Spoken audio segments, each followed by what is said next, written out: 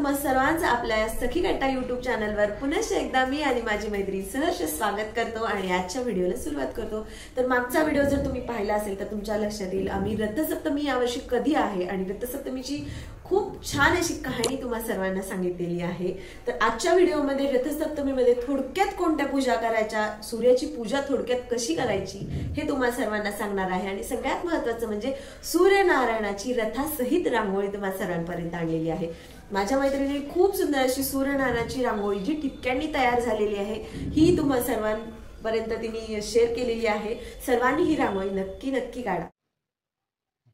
रथाची रांगोळी काढताना वरती आडव्या लाईनमध्ये 8 ठिपके, त्याच्यावर 7 ठिपके, त्याच्यावर 5 ठिपके, त्याच्यावरती 3 ठिपके आणि 1 ठिपका। आडव्या लाईनची मध्ये काढल्यानंतर खाली उभ्या लाईनमध्ये डाव्या साईडला 6 ठिपके आणि उजव्या साईडला सुद्धा 6 ठिपके द्यायचे। त्याच्यानंतर आडव्या लाईनमध्ये 8 ठिपके, खाली 9 ठिपके आणि 8 ठिपके।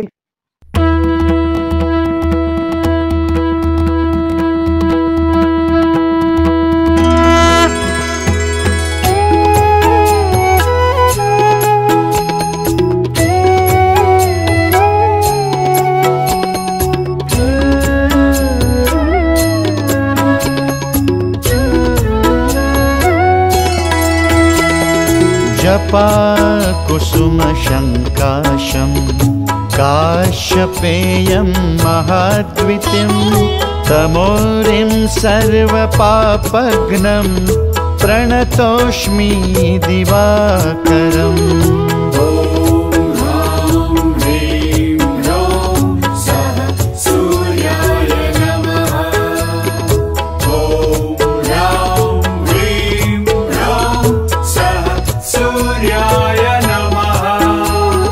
जपा कुसुम शंकाशं काश्यपेयं महाद्वितीं तमोरिं सर्वपापघ्नं प्रणतोष्मि दिवाकरम्।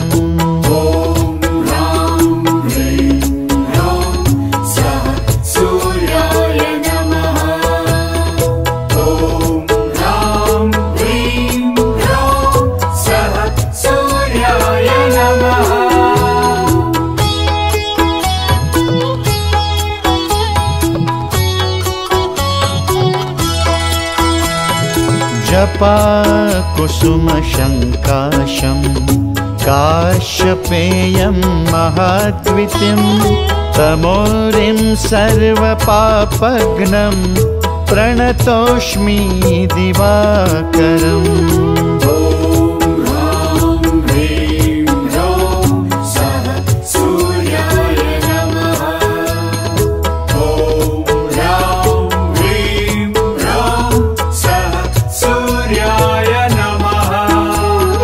जपा कुसुम शंकाशं काश्यपेयं महाद्वितीं तमोरिं सर्वपापघ्नं प्रणतोष्मि दिवाकरम्।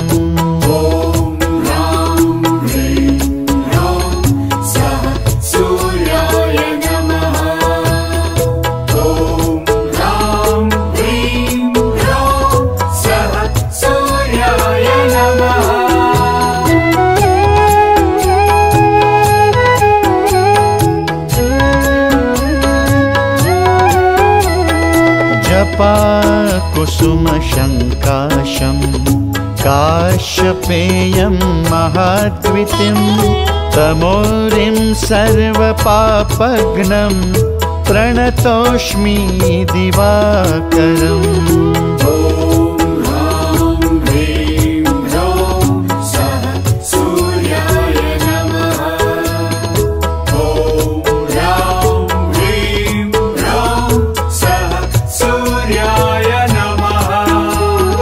जपा कुसुम शंकाशं काश्यपेयं महाद्वितीं तमोरिं सर्वपापघ्नं प्रणतोष्मि दिवाकरम्।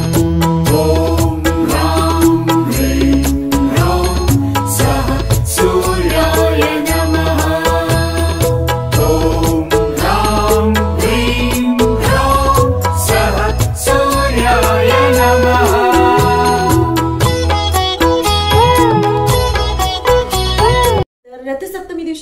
सूर्यनारायणाची पूजा कशी करायची हे सगळ्यात पहिल्यांदा आपल्याला सगळ्यांना सकाळी म्हणजे सूर्योदयापूर्वी आपली सगळी अनेक कामं आटोपून घ्यायची आहेत.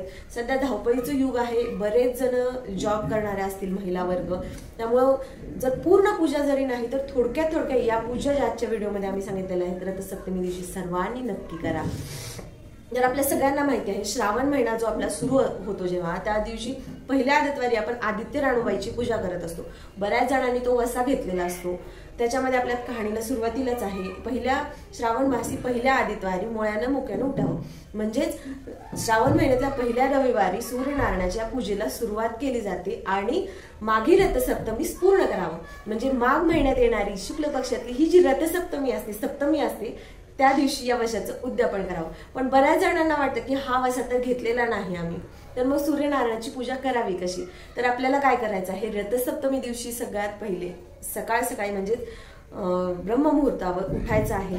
जेवढं लवकर होता येईल तेवढं सूर्योदयापूर्वी आपल्याला आपली सगळी अनेक कामं आटोपून घ्यायची आहेत आणि सूर्योदयाच्या वेळी आपल्याला सूर्यनारायणाची पूजा करायची आहे.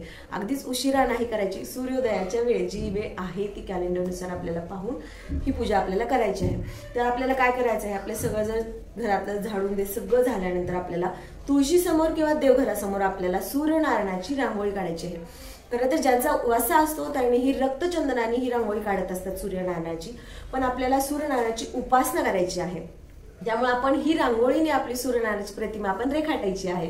तर या जी आपण प्रतिमा करणार आहोत तयार ही प्रतिमेचं आपण पूजन करायचं, म्हणजे त्याला हळद कुंकू गंध फूल अक्षदा त्यासोबतच गुळ खोबऱ्याचा नैवेद्य दाखवायचा. त्यानंतर आपल्याला द्यायचं आहे सूर्यनारायणाला अर्घ्य.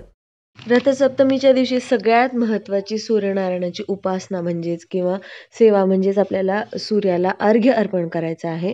सगळे आपले अनेक कार्य आटोपल्यानंतर आपल्याला अष्टांग अर्घ्य सूर्याला अर्पण करायचं आहे.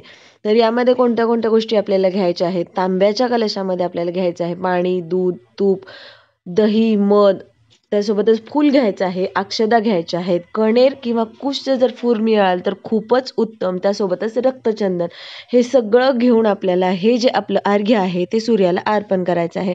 अर्घ्य अर्पण करताना आपल्याला सूर्याची जी नावे आहेत ती नावे आपल्याला अर्घ्य अर्पण करताना घ्यायची आहेत. त्यामध्ये ओम सूर्याय नमः, ओम मित्राय नमः, ओम खग्राय नमः, ओम रवये नमः, ओम भास्कराय नमः, ओम दिनकराय नमः अशा पद्धतीने ज्यासोबतच आपल्याला आधी आपण पाहिलेला जो सूर्याचा मंत्र आहे आपल्या रांगोळीच्या वेळेस तो मंत्र जर जमला तर आपल्याला उच्चार करायचा आहे. तर अशा पद्धतीने अर्घ्य आपल्याला अर्पण करायचं आहे. त्यानंतर सगळ्यात महत्त्वाचा असतो तो म्हणजे सूर्यनारायणाला नैवेद्य. गुळ खोबरं हे आपण सूर्यनारायणाच्या समोर ठेवणार आहोत, पण या दिवशी सगळ्यात महत्त्वाचा नैवेद्य मानला जातो ते म्हणजेच दुधाचा. खूप जण या दिवशी खिरीचा सुद्धा नैवेद्य दाखवतात आणि दुधाचा सुद्धा नैवेद्य दाखवतात. तर आपल्याला दुधाचा नैवेद्य दाखवायचा आहे. तर आपल्याला काय करायचं आहे दूध उतू घालवायचं आहे. तर आपण सूर्याला नैवेद्य कसा अर्पण करणार आहोत. खीर किंवा दूध या दोन्हीपैकी आपण कोणताही नैवेद्य सूर्याला अर्पण करू शकतो, पण दूध जेव्हा आपण नैवेद्य दाखवणार आहोत तर या पद्धतीने आपल्याला दाखवायचं आहे. विस्तू करायचा आहे, आर करायचा आहे गौऱ्याचा गॅलरीमध्ये किंवा ओपन सूर्याच्या प्रकाशामध्ये आपल्याला, आणि त्या विस्तावर आपल्याला हे दूध जे आपण घेतलेलं आहे ते दूध उतू जाऊ द्यायचं आहे. जे विस्तू तयार केलेला आहे त्याच्या भोवती आपल्याला छान रांगोळी काढायची आहे. छान सजावट करून आपल्याला हे दूध उतू जाऊ द्यायचं आहे. शक्यतो हे दूध उत्तरेकडे गेल्यानंतर उतू गेल्यानंतर खूप शुभ मानतात. अशा पद्धतीने दूध उतू घालून आपल्याला सूर्याला या पद्धतीचा नैवेद्य अर्पण करायचा आहे. भरपूर गोष्टी अशा न करता थोडकी पूजा आपली सूर्यनारायण भगवानांपर्यंत जायला पाहिजे. अर्घ्य त्याच्यात सगळ्यात महत्त्वाची आणि मेन पूजा किंवा त्यांची प्रिय गोष्ट असते ती म्हणजेच अर्घ्य. तर व्हिडिओ पहा नक्की आणि जी मैत्रिणी सांगितलेली रांगोळी आहे ती सुद्धा तुम्ही नक्की ट्राय करा, काढा. सूर्यनारायण सगळ्यांना प्रसन्न होत ही त्यांच्या चरणी प्रार्थना. व्हिडिओ आवडला असेल तर व्हिडिओला लाईक शेअर सबस्क्राईब करा, बेल आयकॉनला क्लिक करा.